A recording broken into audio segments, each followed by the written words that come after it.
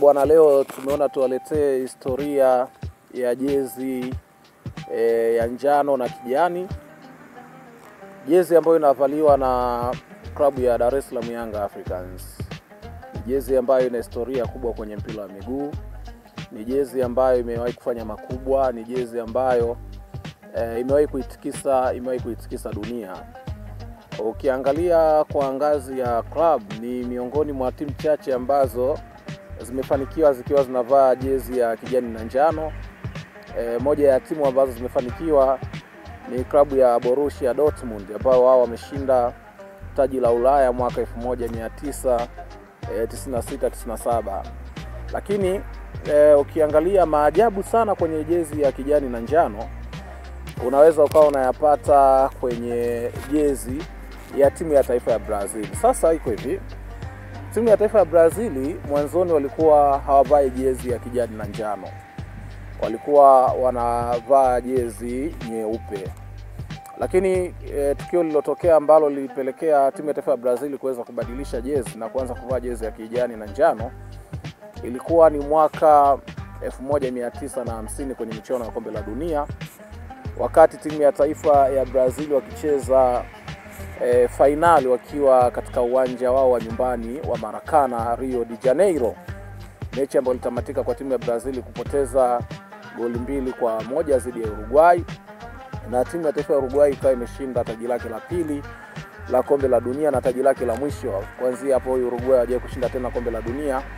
Taji la kwanza wakishinda mwaka 1930 katika mji wa Montevideo, na wao wakiwa ni waandaaji, na taji la pili walishinda 1950 wakiwafunga Brazil goli 2-1. Kwa hiyo Brazil, kitendo cha kupoteza finali wakiwa hapo nyumbani, walichukulia kama laana, na kuanzia hapo wakaona hakuna haja ya kuweza kuvaa jezi nyeupe, tubadilishe.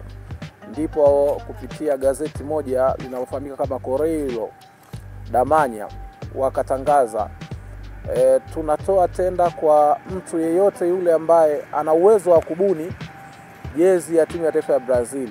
Lakini akapendekeza, gazeti likapendekeza jezi hiyo iwe na rangi ya bendera ya taifa.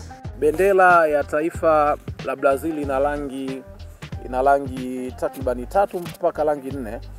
Wana rangi ya kijani ambayo inawakilisha misitu pamoja na uoto wa asili, hasa msitu wa Amazon. Wana rangi ya njano ambayo inawakilisha madini. Wana rangi ya blue ambayo inawakilisha anga na majimbo. Na rangi nyingine, kuna mstari mweupe ambao unawakilisha amani na mshikamano. Na kauli mbiu ya taifa la Brazil ni Odem Opresso, yani ni amani au mshikamano na maendeleo.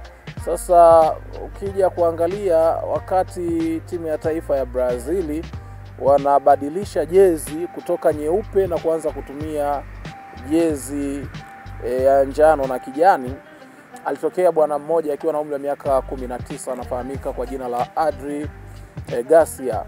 Huyu kijana alizaliwa mwaka 1934, wakati huo akiwa na miaka 19 mwaka 1953, wakati gazeti la Correio da Manhã wametoa tenda la kuweza kutengeneza jezi ya timu ya taifa ya Brazil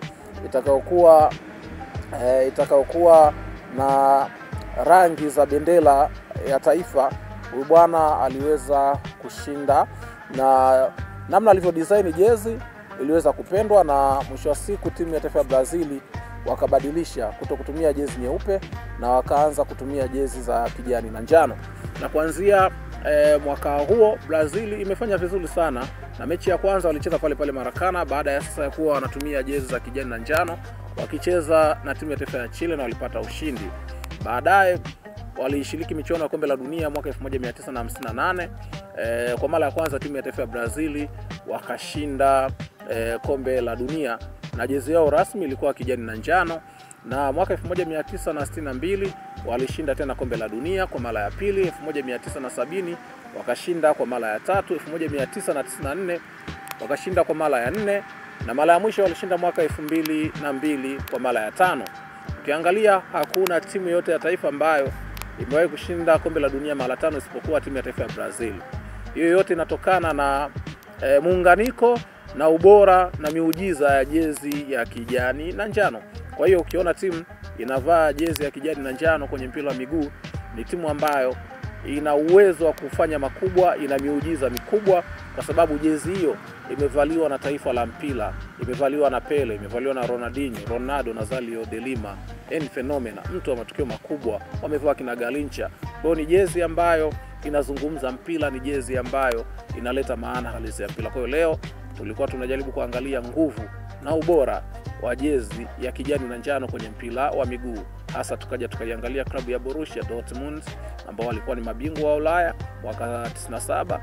Tukaiangalia timu ya taifa ya Brazil wakati wanatoka kutumia jezi nyeupe na wakaja kuanza kutumia jezi ya kijani na njano.